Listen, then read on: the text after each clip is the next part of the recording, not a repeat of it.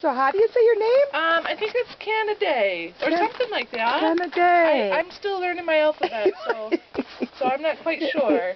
You don't have all your alphabet down Nope, yet? I'm up to M, and that's where I'm at. So. Oh, well then you should be okay with Canaday because I think they're all under M. Oh, well, stop picking on me, okay? I'm just not that good yet.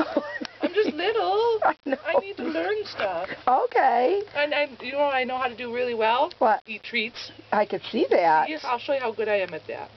And so why are you shivering? Well, you know, the temperature's not the warmest out here.